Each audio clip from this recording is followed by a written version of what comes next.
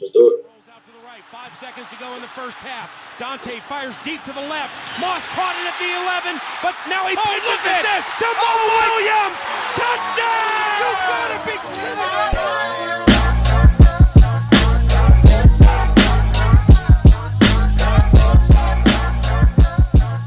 All right, and we are back with another episode of the Climbing the Pocket podcast. I am your host, Jason Brown, joined once again by the full crew, and it is officially draft season for Climbing the Pocket. Tonight, we're going to do something a little bit different. We're going to talk draft real quick, but then we're going to jump right into our first ever CTP mock draft, going through all the picks in the first round, giving a little bit of explanation as to why. It's going to be a good time. But before we get to all that, obviously we got to go around the room, say what's up to the fellas. JR, QB1, Mr. Draft Season. How's it going, my man? Good, man. It's another day closer to the draft, so I'm excited to get this mock draft going tonight. All right. And how's the big board coming? You getting the final touches all done, or are you feeling good? Where you at with everything? Yeah, still plugging in some scouting notes and some measurements and height and weight stuff, so excited about that. Awesome. Looking forward to it. Miles, Mr. Mock Draft, Miles Gorham. What up? Draft season. How you doing, my man? Good. 3 weeks. Was it 3 weeks now? Can't wait. All right. Now, how are things, man? How's Teddy? Have you done anything heroic since the last time we talked to you? Things are good. I haven't done anything that isn't out of the norm. Heroic. Just the usual mile heroic. Yeah, you know. Okay. I wake up in the morning kind of thing. That kind of on, you know. Okay. Yeah. All right. And last but certainly not least, the man, the myth, the legend, the NFL draft trainer extraordinaire, Saxy Prince. What's going on, my man? How you doing? Yeah, I think it's fairly accurate to say NFL draft trainer. You know, you got to train your mind as much as you train your body. So, liking being part of that process. But no, it's been good. I work again this weekend, so I had a day off today, so it was nice to just, just relax, watch Fruitvale Station. Yeah, it was a cool day. Hold up, on your day off, you decided you were going to watch Fruitvale Station? It was a sad part of the day. Bringing yourself down. Well, I'm glad we can be here to bring you back up again, because Fruitvale is sad, man. It is very, very sad. Like it starts off sad. It's like good, where you're like all happy getting to see like the relationships and stuff, and then it just ends on just a terrible, terrible note. Yeah, terrible. But anywho, let's change gears before we all end up depressed on this episode here. And I'm gonna ask y'all a question, because it's something that people have been talking about a lot this off season here. Is what's the best way to build a team, and especially what's the best way to build a team around your young quarterback, or really, I guess more importantly, your quarterback on a cheap rookie deal. And it seems right now with two teams that we kind of have in that situation, or there's a handful of teams. So I guess really I won't limit it to the two that first came to my mind, but you have the Rams, who are kind of started last year, it seems, going out and bringing in talent, Alshon Jeffrey, going around and continuing to add pieces around Carson Wentz, but they're committing to guys and giving them contracts and kind of building what seems to be a team that could last for a long term. Hopefully it'll all stick together for them. Then you have the Rams, who really seem to just be going out and spending a lot of money, but on short-term deals so that they continue to have cap flexibility down the road. You have teams like, Kansas City that, again, they brought in Mahomes. He's going to be the guy. And so they made the investment to bring in a Sammy Watkins to build around him. The Bears, similar situation with Mitchell Trubisky. Browns, don't know who the quarterback will be beyond Tyrod, but similar thing, bringing in weapons. So I guess the question I had for you guys is, as you look around the league at teams that are currently building around a younger quarterback, which philosophy or which teams kind of build do you like the most, and why? And I'll start with you on that one, JR. I like the Eagles the best because I think they're loading up at the right positions and they're still giving themselves some flexibility as well, as opposed to the Rams situation where they're bringing in the right positions, but they're bringing in a bunch of huge personalities as well. And they're making Wade Phillips' job extremely hard and Sean McVay's job very hard as well. Now, I'm not saying they won't be able to juggle those personalities, but they have a lot of alpha personalities in their locker room, a lot of guys that are used to that superstar treatment as opposed to the Eagles situation where they're kind of getting more of the lower tier role players or guys that really know their roles and they haven't really been treated like those superstars like their previous stints. The Rams have guys, you're bringing in Ndamukong Suh, Marcus Peters, and Aqib Talib, who are those high echelon guys that are used to getting that star treatment or being some of the highest paid players on their team. And I know in addition the Eagles made this offseason was Michael Bennett. We all know he's been in some troubles here lately, but he's not a guy that was treated like that high upper echelon player in Seattle's locker room or one of the higher paid players or superstar players. Yes, he was a significant player for them, but he wasn't a guy that was treated as such. So I like the Eagles still having their flexibility, but not having as many dominant personalities as the Rams. But I think the Rams situation can work out, but it's definitely risky. Okay. And Miles, how about you, man? When you look around, you see the Eagles, you see the Rams, the Bears, all these teams that are building around these young quarterbacks. I guess which team's doing it the best in your view, or are you kind of with JR and riding with the Super Bowl champs? Well, I mean, as of right now, you have to say the Eagles just because it worked for them the way they handled it last year. Even though it wasn't Carson Wentz that ended up winning the Super Bowl, the team in itself, the way they constructed it, that's who won it. With the Rams, if they lost Jared Goff today, or not today, but let's say during the season, did they have a backup quarterback to be able to do to do what Nick Foles did? I don't see it. I don't. Sean Mannion is their backup quarterback right now, so that's definitely not the right philosophy. I think that's where they kind of need to upgrade. But overall, though, I really do like what the Rams are doing. I think, the market that they have in LA, I think they're taking a huge advantage. Especially they got the jump on the Chargers in terms of selling the new stadium, selling tickets, getting season ticket holders in place for the future, and getting people invested in the LA Rams over the Chargers just by being competitive early on in LA. That's so important for them just because if they're not going to be relevant, people aren't going to care about them. So you want to be relevant, you want to sell tickets, you want to be the hottest name in football, and because you're in one of the biggest markets in football. So go get those star-studded players. You're in Hollywood. That could be a little bit of the issue though. Like what JR mentioned is the guys that they did get, with the personalities that they have, being in Hollywood, being in LA, that could be kind of a little bit of a problem you could end up seeing. But the way they're constructing their team, they have so many good young talented players. They didn't really bring in anyone too many aging players. I think the guys that they're bringing in are core nucleus guys, and even if it means losing out on one or two of them down the road, I think they're okay with that just because they've built such a strong star-studded group at the top, with Aaron Donald, Todd Gurley, Marcus Peters, guys like that, guys that probably are going to be around for a while. So, and then you go get Brandon Cooks. So I really like what they did. You're literally giving a guy like Jared Goff no excuses, kind of what the Eagles are doing with Carson Wentz. No excuses. You're playing on a rookie contract. We've built this loaded roster around you guys. Let's see what we can do. So I think I like the way the Rams are doing it. I think it is a lot riskier than the way the Eagles are doing it, just because the Eagles tend to trade later round picks for proven players, not high. They haven't traded too many high round picks for proven players. So I think that's so they can still build through the draft a little bit easier than the Rams can now. But I kind of like both. I like the way that both are doing things, but I'd probably have to say you got to stick with the Eagles, but I do like what the Rams are doing, definitely. That's fair. And there's one thing that you brought up there that I've also read a little bit where people, I guess the problem that people say the Rams will have, because they don't really have any long-term commitments right now. They are going to have to figure some things out as they get to 2019 and beyond. I guess, what are your thoughts on kind of that criticism of the Rams strategy where they're going to have to figure out how to pay all these players as they move down the road? Well, I mean, they definitely already have a plan in place. If there's a reason most of these guys aren't signed long term. They have a plan in place. I think they're trying to play out, how things go. They're trying to make sure that they're doing it the right. After they get the players that they want, you kind of got to determine who can you afford to lose, who aren't the guys that aren't as important. So I think I think you'll start to see this summer, though. I think you'll see a couple of these guys get extended long term, just so that they can kind of make sure that they do shore up some of these big name guys.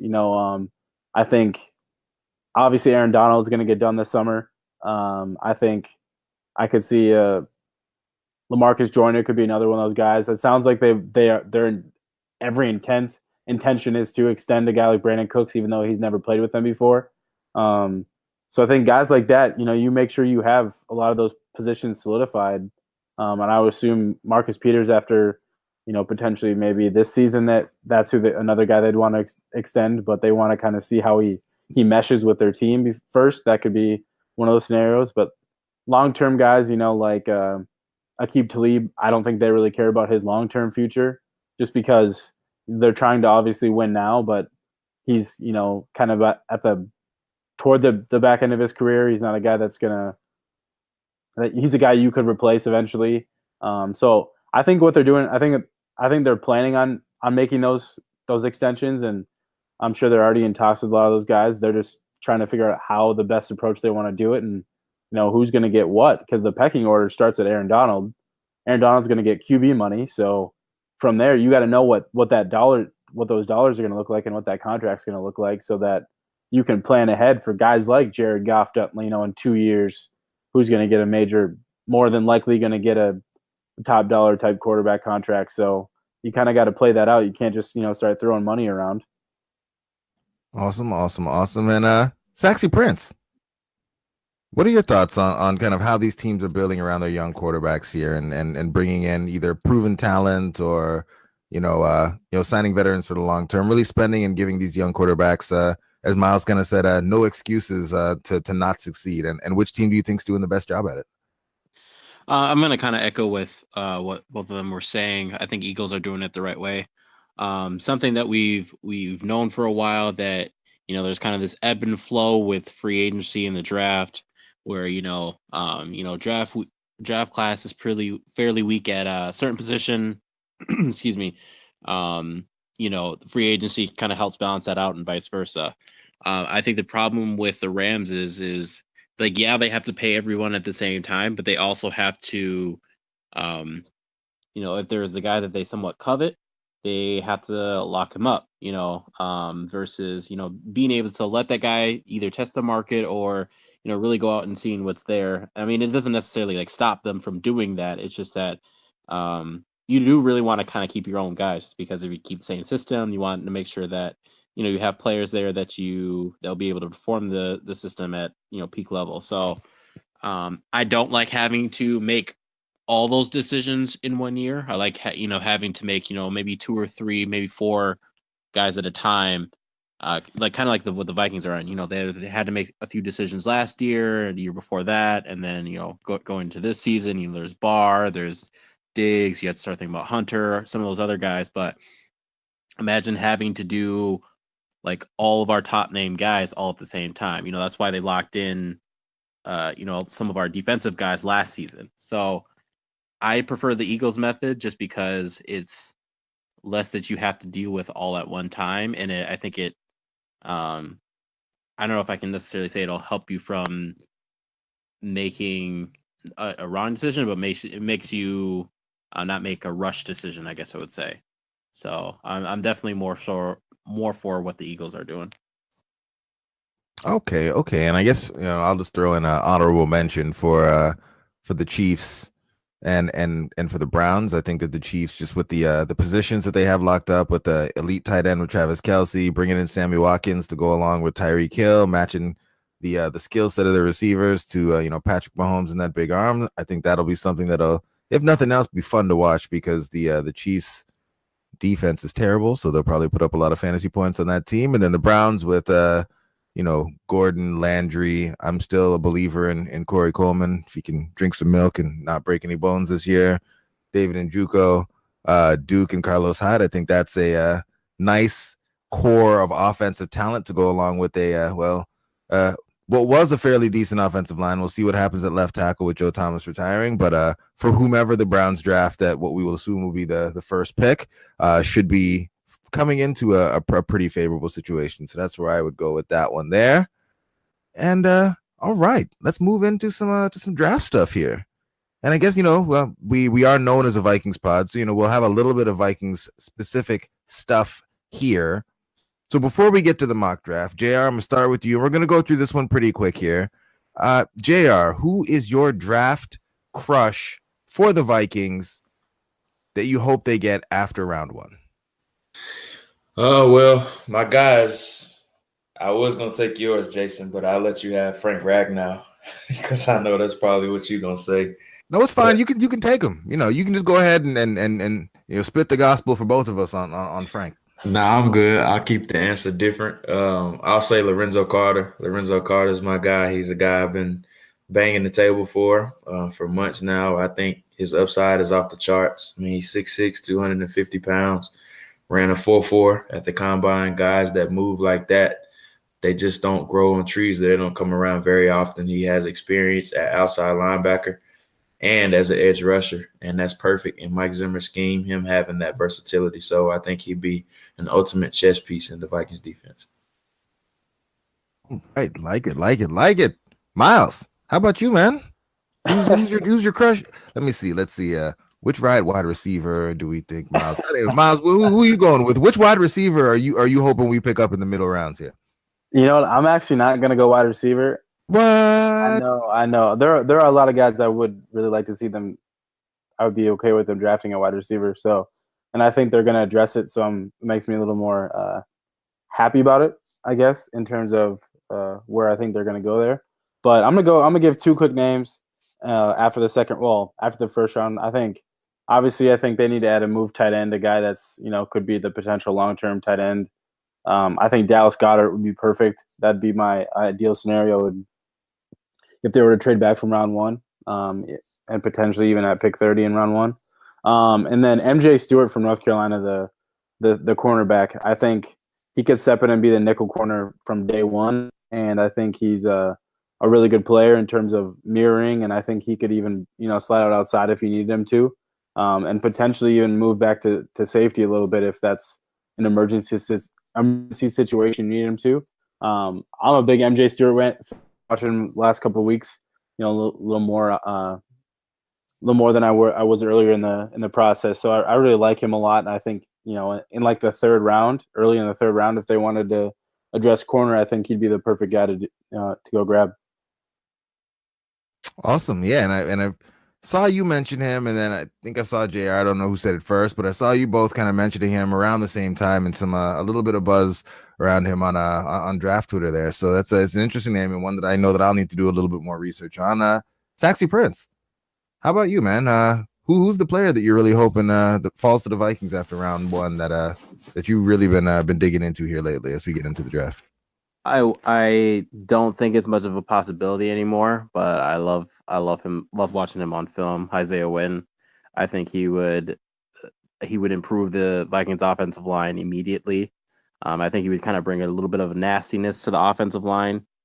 I just love watching him play, and it's not often that an offensive lineman catches my eye, much like Isaiah Wynn does. So, obviously. Quentin Nelson did as well too, but I'm just saying, like, Isaiah Wynn would probably be my draft crush if he falls, to 30. I would love to pick him. So, but the question was after the first round, though. So I mean, if he falls to 30, he is disqualified from this discussion. I thought we were still doing. I thought we were still doing after the first round. Okay. After the first round. After the first round. Miles kind of took my my dude Dallas there.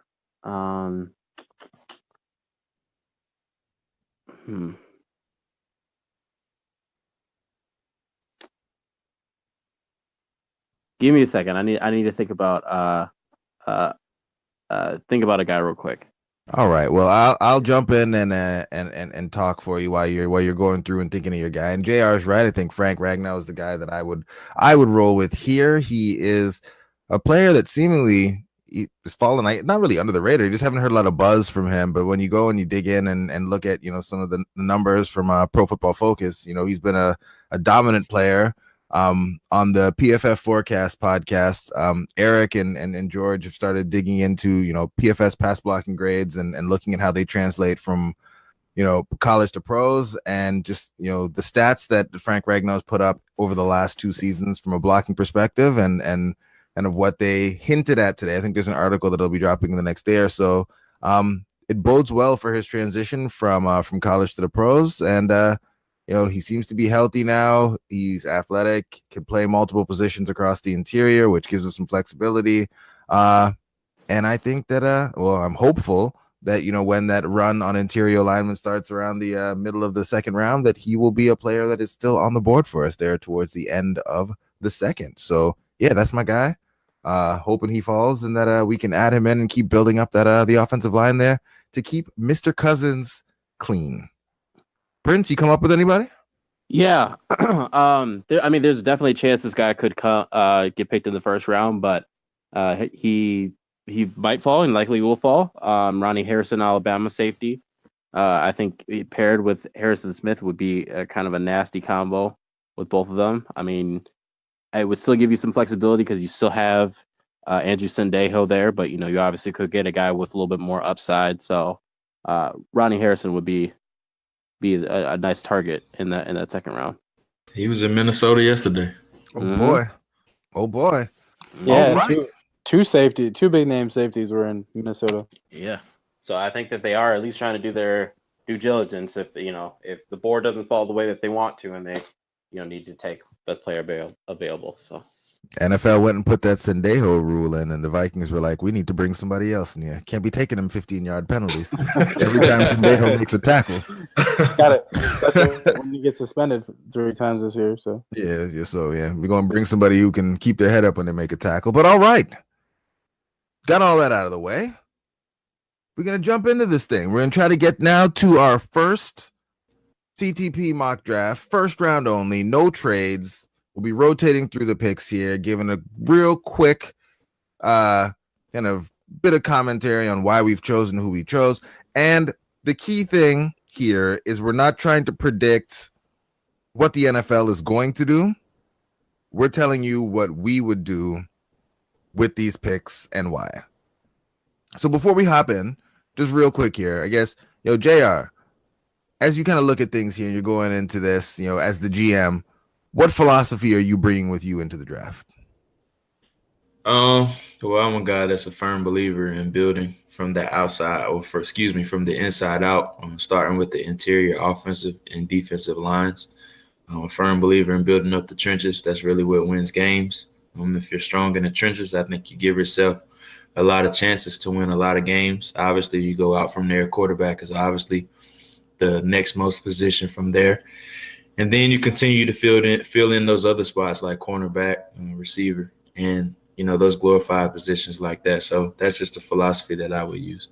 Okay. All right. And Mr. Gorham, how about you? When you come in here, you're putting on the GM cap. What is your team building philosophy that you'll be bringing to this first ever CTP mock draft? Oh, it's just playmakers. Just add all the playmakers in the draft, just every round. It doesn't matter what else you do. All right, so Miles is coming straight football guy here. We're going to bring some playmakers in who are gritty, hard-nosed, blue-collar. No, okay, so I'm sorry, Miles. Go ahead. I'm just playing. No, I do really go with the idea that you should, what kind of JR said, building through the trenches, because that's what controls the game at the on both sides of the ball. So I think that's kind of the most important area to kind of address, and you want to make sure on the offensive side of the ball you have guys to protect your quarterback, and on the defensive side of the ball you have guys who are helping get to the quarterback, which in turn helps your your secondary and your linebackers. So I totally agree in that philosophy. Perfect. And Saxy Prince, how many running? Okay, what is your philosophy on building your team here, and how many running backs you can be picking in this mock draft as we get to it? Well, I if it was my choice, 1 through 33 would just be all the top running backs. 33. Boy, team now we adding an extra running back. Expansion team. Extra team. Yeah, expansive team. So obviously I look at some of those key areas. Do you have a quarterback? Do you have someone protecting the quarterback, or do you have someone rushing the quarterback? If you really don't have one of those positions filled up, you really still need to fill it up. I'm really kind of targeting those guys. Otherwise, I am looking at some of those heavy areas of deficiency. You know, are you good in Are you good at the cornerback DB position? You know, maybe you do need like a a stud linebacker. Maybe you do need a running back to just kind of put your running back crew over the top. But yeah, if I'm picking in the top 15 picks, I'm kind of looking at one of those three that I kind of mentioned first. But then I'm starting looking at where do we need to solidify. And yeah, that's kind of been my philosophy. Awesome. And for myself, I'll be looking at this. Looking to add positions that I see is having the most overall value. So looking at your corners, receivers, tackles, and really going from there. And then there's going to be some points I imagine where my scouting department's going to have to step in. I'm just going to have to scoop up some value that fell down based on what my scouts, and by my scouts, of course, I mean JR and his big board and all the great work that he does there. But by and large, it's going to be trying to attack high value positions early in the draft, try to lock up some of those, as JR calls them, glorified, what I would also call them expensive positions early, and lock them up on some cheap rookie deals for a little while here. So with all that out of the way, we're going to go ahead and get this thing started. And at pick number 1, picking for the Cleveland Browns, JR, you are on the clock. Let's get it. I mean, everybody should know my answer is Josh Rosen. I think he's a day one starter for the Browns. Well, excuse me, he won't be a day one starter for the Browns. Tyrod Taylor will be the day one starter, but he's a guy you can sit behind Tyrod and groom him for the next few years. But you talk about a future of him, Jarvis Landry, Josh Gordon, David Njoku, with that backfield tandem of Duke Johnson and Carlos Hyde. I think he would be a great quarterback of the future for the Browns. And help me understand why you're breaking from consensus here, because the consensus is Sam Darnold is the guy, he's the pick. Everyone seems to pretty much be locked in on that. I guess for you, why is it Rosen over Sam Darnold? Well, I think the whole misconception about Josh Rosen's personality and his fit in Cleveland. But for me, that really isn't a big issue for me. I think I love his personality. I love that he wants to be the best quarterback possible, and I love that he wants to be pushed every day. So he's QB1 for me, and I think he'd be a great fit in Cleveland.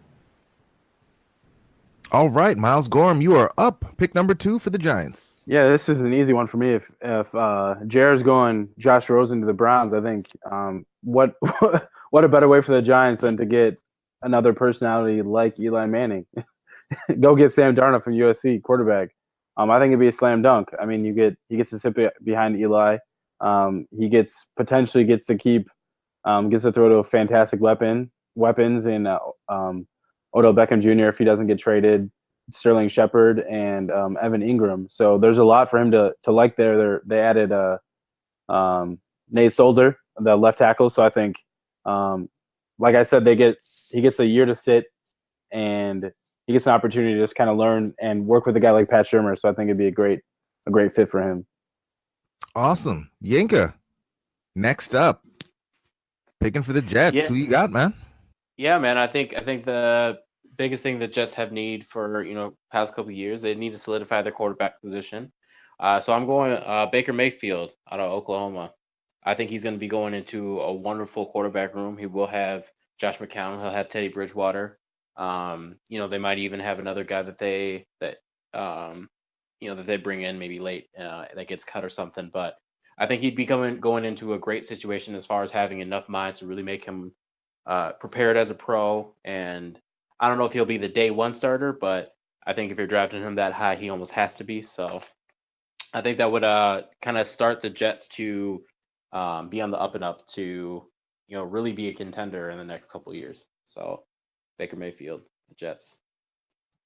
All right, and swinging it back around to the Cleveland Browns, I am picking Minkah Fitzpatrick. As I mentioned, looking at the high value positions first. So JR addressed the quarterback position at number 1.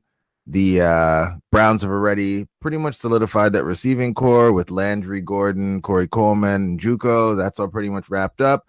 Next big positions there for me are the people who stop guys from catching the ball. So Minkah Fitzpatrick comes in with some of that positional versatility.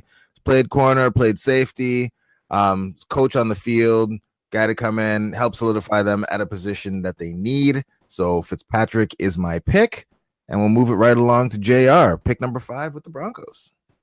Yeah, so we're going to continue the offensive line overhaul here for the Broncos. So we're going to take Quentin Nelson, slide him right at that right guard position. Last year, they signed Ron O'Leary to play left guard, drafted Garrett Bowles, obviously, and then traded for Gerald Veld here.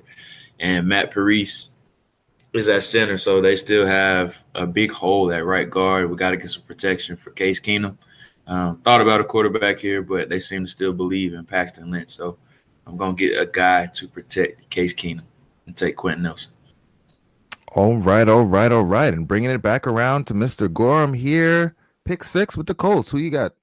Yeah, I think Jared. It would have been between, for me, Quentin Nelson, which Jared just took for the Broncos, or it's Bradley Chubb for the Colts, the edge rusher from North Carolina State, and for the Colts to be able to trade back 3 spots to get the guy, one of the 2 guys that they coveted anyways, and Quentin Nelson and Bradley Chubb. I think that's a home run. You had 3 second-round picks to trade back to get the guy you wanted all along. So it's a slam dunk. They need edge rushers. They need help there. So why not go get the best one?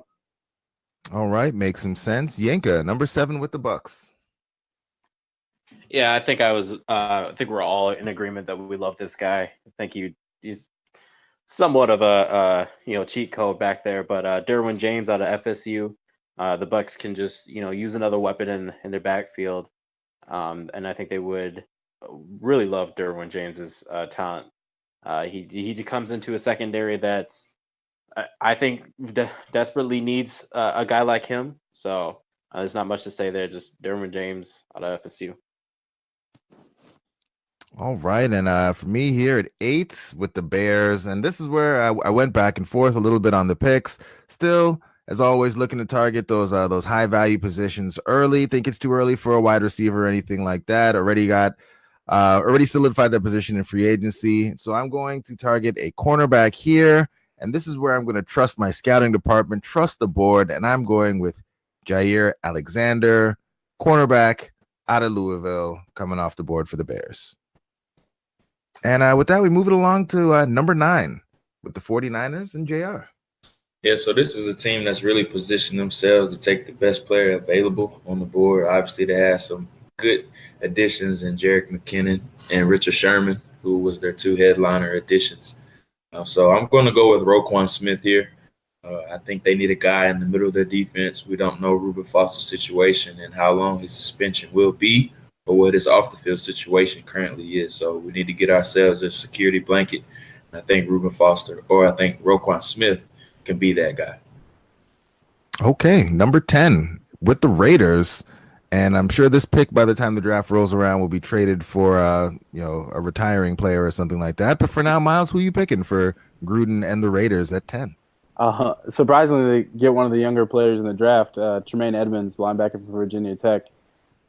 Jared, again, we're in a situation where, for me, it was an either or. If the 49ers take Tremaine Edmonds, for the Raiders, I expect them to go Roquan Smith. So you get a really athletic young linebacker in Tremaine Edmonds who can, play sideline to sideline. He can rush the passer. He could play inside. He could play outside at linebacker. So I think he'd be a great fit for the Raiders and add a lot of physicality and athleticism to go with Khalil Mack that they already have.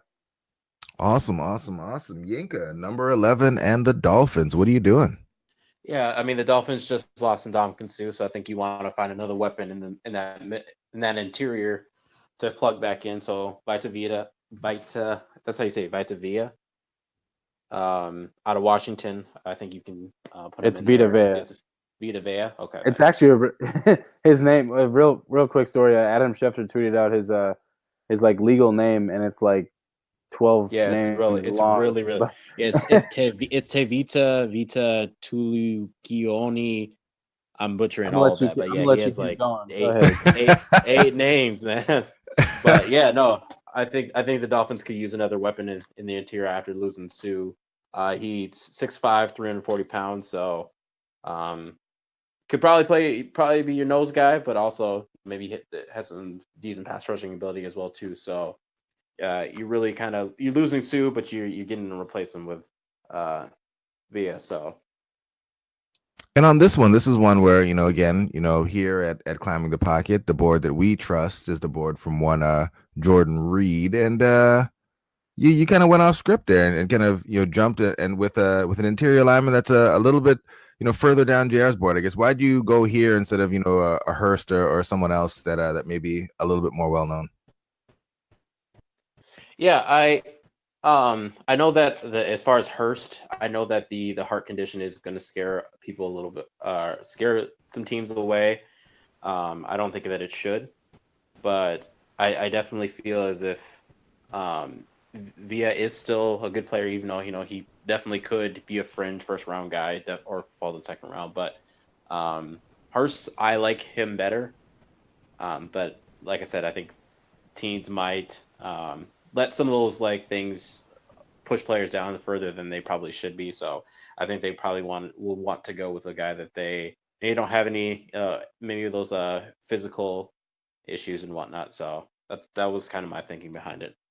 Okay, that makes sense. Makes sense. And then moving along here at pick 12, I have the Bills, and I know conventional wisdom here says the Bills will be drafting a quarterback, but again, this is what we will do in this situation. And given the treatment of one Tyrod Taylor by the Buffalo Bills and what they've said that they are looking for in a quarterback, I cannot see the Bills taking Lamar Jackson at this spot. Think it would be too early for him anyway. Josh Allen is not good, so I am not picking him here. Next position that I think is a huge need for the Bills is defensive back. So for the Bills, I'm going with Denzel Ward, cornerback out of Ohio State. If you're signing Vontae Davis and hoping that he's going to play real valuable minutes for you, you probably need help at the cornerback position. And so that is why I've picked Denzel Ward for the Bills. Rolling along here to 13, JR. With Washington, who are you picking? Yeah, so a lot of people are probably wondering, man, how in the world did this guy slip so far? Well, Washington is elated that he's stuck on the board and he slipped this far. Going to take Saquon Barkley here. Experienced a bit of a slide. The Redskins only had Rob Kelly, Chris Thompson, and they spent the 4th round pick on Samaje Perine last year, but none of those guys have the upside and instant impact abilities of Saquon Barkley. So I'm gonna go with Saquon Barkley right here. JR, I did want to ask you about that. With them picking Samaje Perine in the third round, correct? Was it 4th round? 4th round last year. Yeah.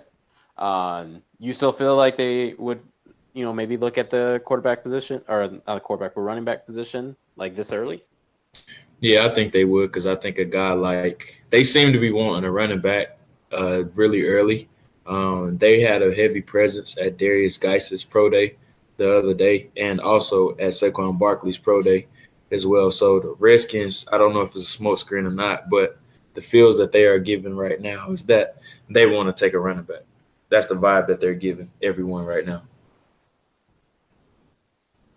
Okay. All right. JR violating draft commandments early, but it's all right. It makes some sense. Saquon Barkley is oh yes, he's JR's number 2 position. 2 player overall. So I mean, again, I guess good value, makes some sense. Miles. And unfortunately, you have the honors of drafting for the Packers at 14. So what player what player are you picking for the Packers that we hope will bust? So out of my hatred for them, I couldn't give them my favorite player, my number 1 corner, Mike Hughes, here, because I know they need cornerback help. But I did give them an edge rusher. I gave him Marcus Davenport from UTSA. I think their 2 biggest needs, it was edge rusher and defensive back. And I think depending on how the board falls, the best scenario for them is a guy like Marcus Davenport. I even thought about Harold Landry here. So I thought this was a good fit for them. They need to add some athleticism to that defense, and I think he'd be a good fit for them. Perfect. Moving things right along here. Prince, pick 15, Cardinals. Where are you going with it? I'm staying with the trend of wanting to protect past Vikings quarterbacks. Sam Bradford went to Arizona, and that he's had his injury history. So wanting to protect him is a big thing. So I thought it best to just give him a weapon on the on the offensive line, so Connor Williams from Texas, just because I think the Cardinals don't have the greatest offensive line, and that's just another guy that you can to protect Sam Bradford. So you got to protect that $20 million investment. Speaking of protecting, big investments, that would basically be the reasoning behind my pick coming up here for the Ravens as well. We're going with Mike McGlinchey. Tackle is obviously a very important position, protecting your quarterback. Ravens obviously have Joe Flacco on the books for a lot of money. McGlinchey is the top-rated tackle on our board, so he's who I'm picking, and rolling it back over to JR here at 17 with the Chargers. Yeah, so the Chargers, I think they have one of the better underrated defenses in all of the NFL, but they still don't have that guy in the middle that's a tone setter. Their projected starting linebacker right now is Hayes Pullard. I've never heard of that guy before in my entire life. So I think they need a guy to plug and play in the middle. And I'm going to go Rashaan Evans right here. All right. And we have a player who made it through the draft here not very long ago that JR doesn't know. That might be a first. Miles at 18 with the Seahawks. What are we doing? Yeah, I think they let go of Richard Sherman. They've basically gotten rid of the Legion of Boom. I think if you wanted to kind of replicate what Richard Sherman brought, in the younger years, back when he was in his prime, I think Josh Jackson. I'm not as high as a lot of people are on him, but I think in terms of what his skill set is, playing in a cover 3 scheme, he's a ball hawk. I think he could kind of come in and at least eventually develop into. The hope would be for him to develop into kind of a Richard Sherman type of cornerback. So I think he would fit perfectly in what they needed to do there. I also thought about going offensive line here, but the guys that I would have probably taken there are, were gone, and Connor Williams and Mike McGlinchey. So I thought Josh Jackson was a good fit. All right. Saxy Prince, who you taking for America's team? That's funny. I think we all kind of know that the relationship between first of all, I'll say this. I actually really wanted to go corner here. Some of the top corners have been taken off the board. Still some more names on there. But I do think because of the relationship between Dez Bryant and the Cowboys, they're probably trying to look for another playmaker that they can replace Dez Bryant with. So I don't know if this guy will be the first wide receiver taken off the board, but Courtland Sutton, SMU, I do think he has the athletic ability. You guys obviously brought to my attention, really not the greatest route runner or whatnot, but maybe that won't matter considering what they decide to do with them. But I chose wide receiver because I do think that they probably want to move on from Dez Bryant. Hasn't really been that wide receiver one for a while, so Courtland Sutton would probably be their wide receiver one, really from day one. So that's why I went with him. All right, and for me, I have the Lions at 20. Miles mentioned him a little bit earlier, but I'm going with Harold Landry, edge from Boston College. As we go back a year ago, before the draft, people were talking about him as a potential top 10 pick, probably a little bit too rich, but he came in, tested really well athletically. The Lions have really very little in terms of edge rushers and guys who can get to the quarterback, and so that's the reason I went with Harold Landry for the Lions at 20. JR at 21, what are you doing with the Bengals?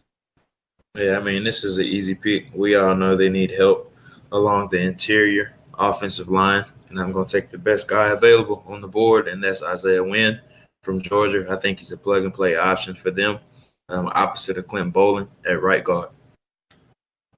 Perfect. Miles, what are you doing here? Next pick up, number 22 with the Bills. Who are you picking? Yeah, so this was another tough one. I almost went quarterback here too, which I probably should have, but I think I went with my wide receiver one, DJ Moore from Maryland. I think take quarterback at some point, but why not get whatever quarterback they're going to play another weapon. You got Zay Jones doing whatever Zay Jones was doing a couple of weeks ago, and they don't really have many other weapons in the at receiver. They got Kelvin Benjamin coming back, but he's not a guy I'd rely on.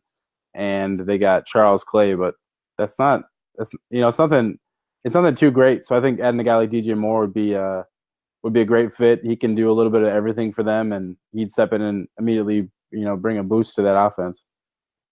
Awesome. And Saxy Prince, obviously, the league threw a bit of a curveball on you here, and so now you have the Patriots at 23. Which direction are you going with this pick?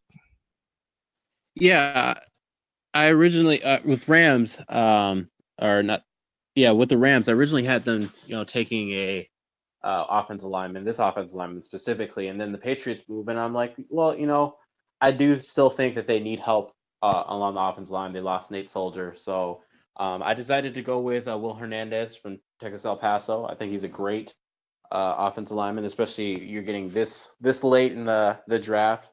Definitely can help booster that offensive line. Tom Brady's really a lot older now, doesn't really move that much, so it'd be great to have some protection up front. So I kept the pick as is, just because I think it would still help out with the Patriots. All right, and for myself here, rolling into pick 24 with the Panthers, I'm going with Justin Reed, safety out of Stanford.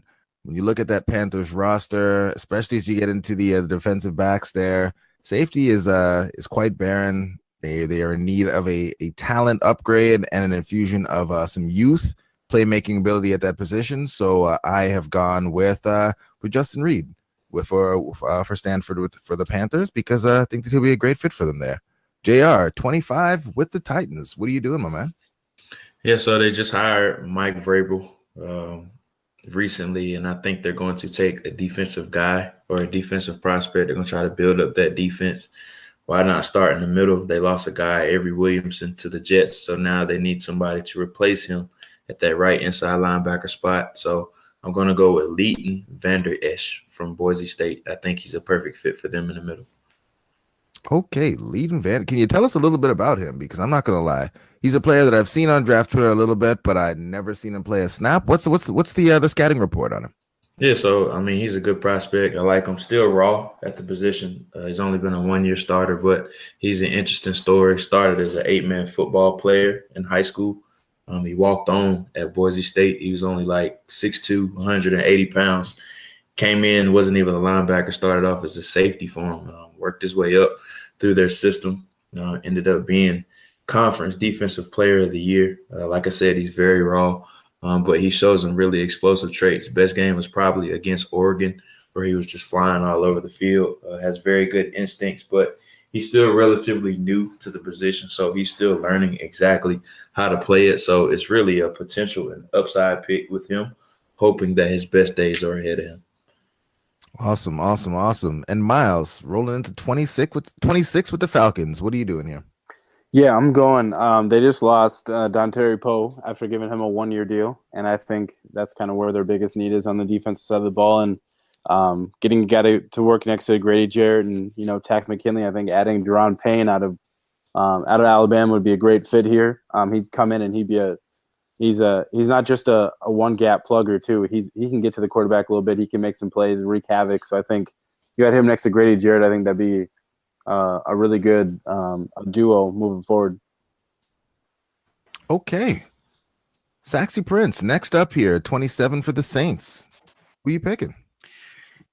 Yeah, this pick kind of pained me a little bit, just because I love this guy. He's probably my draft crush of this from this year, but Saints, Drew Brees, they just signed another deal, but obviously Saints are Drew Brees is getting older. They need to find their next franchise quarterback, and who better than a guy like Lamar Jackson, who can step in and really sit behind Drew Brees and really just learn the position. I know that he has some issues that he still needs to clean up, some footwork type stuff, some accuracy issues, but again, who better to learn from than a guy like Drew Brees? And it just felt like a right fit for Lamar to go to New Orleans, so that's why I chose him.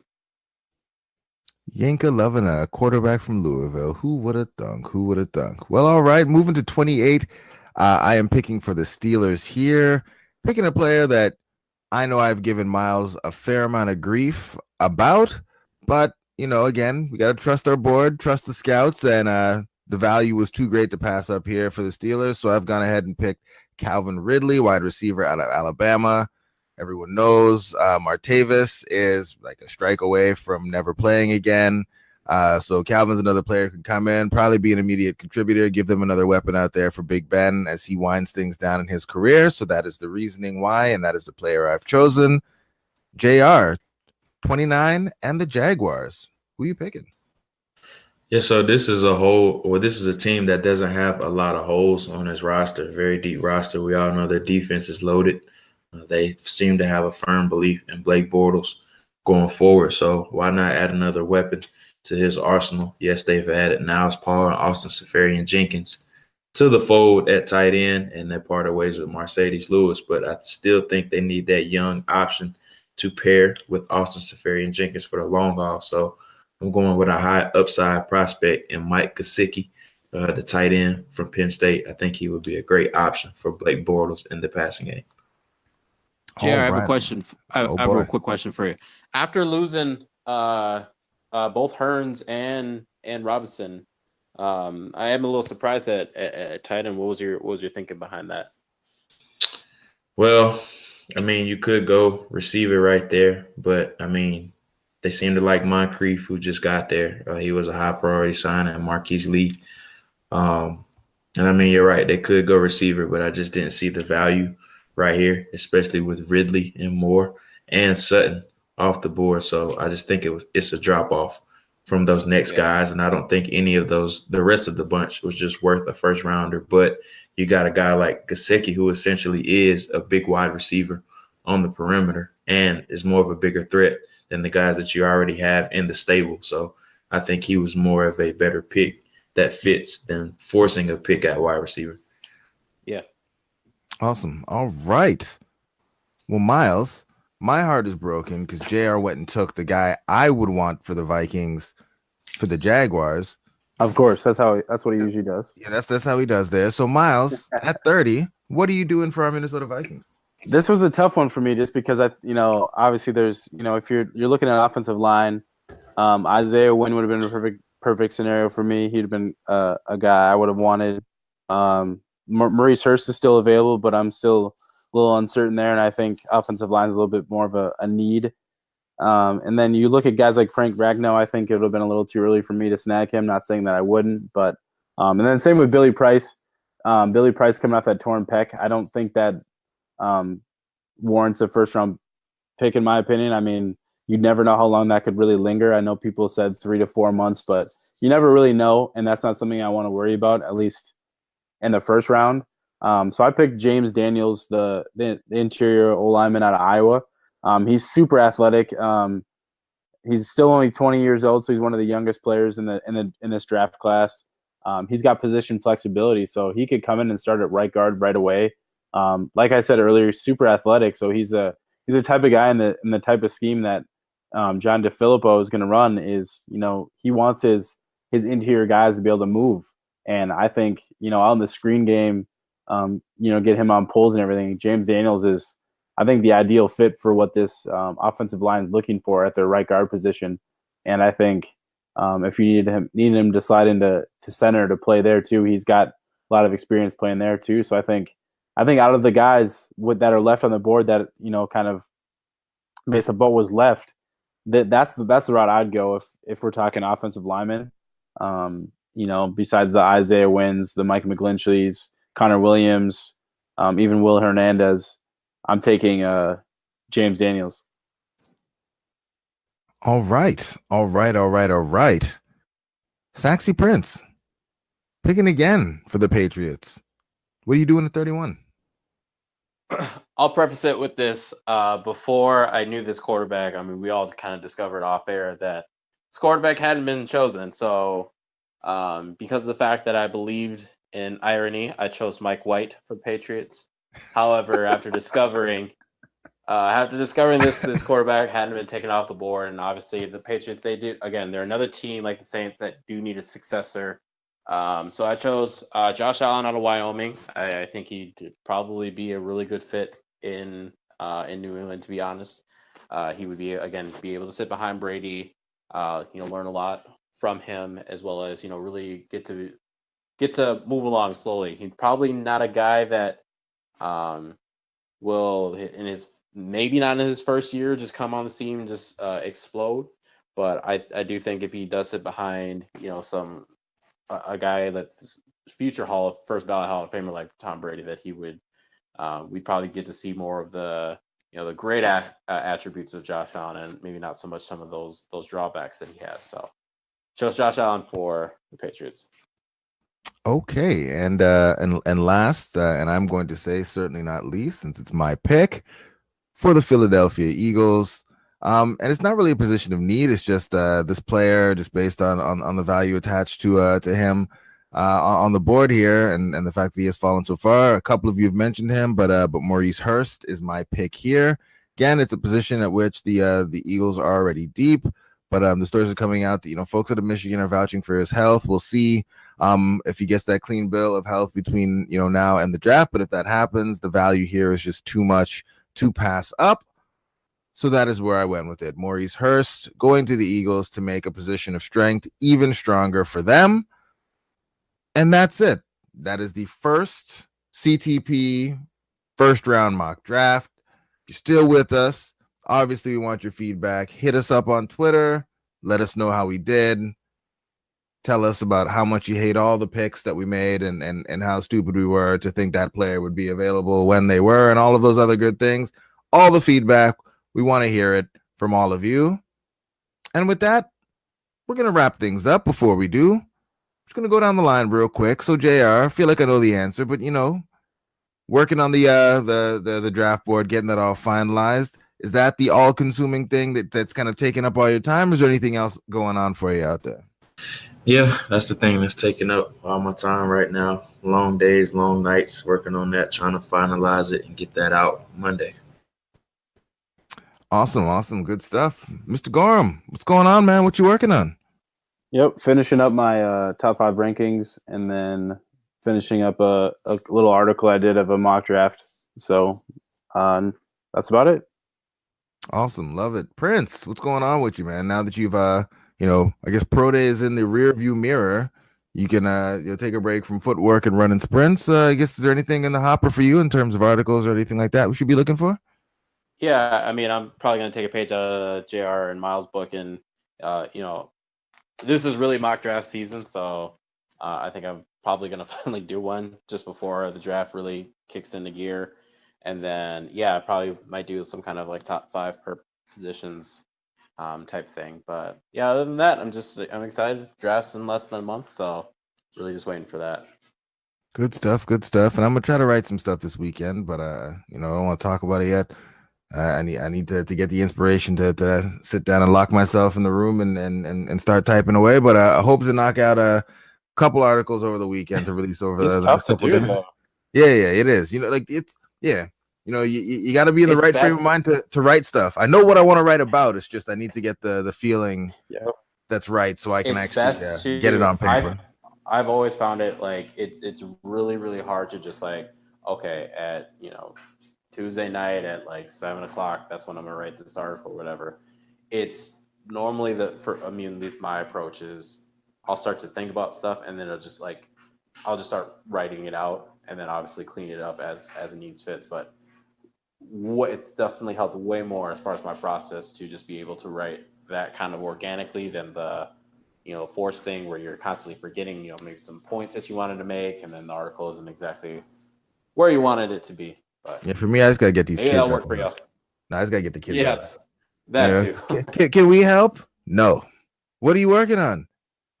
Let's go play. And then that's what it is. So at some point this weekend, try to get the kids with the grandparents, and then try to knock out some stuff here for draft and some things to throw up on climbingthepocket.com. But listeners, Jason, I can guarantee you though, if your daughter came to you and said, "Daddy, I don't think a running back should be taken before the 3rd round." Actually, you know what? If you want to help with this article, you can. I would definitely let her help. I'd definitely let her help write the article for sure. And she knows, you shouldn't be taking running backs early. She does know this already. They both do. But with that said, listeners, thanks for sticking with us through this first mock draft. Again, all your feedback, send it to us. We definitely want to hear it all. My name is Jason Brown. You can find me on Twitter at Brown Jason, here with the man JR, Miles, and the Saxy Prince. And yeah, we will talk to you guys soon. Have a good one.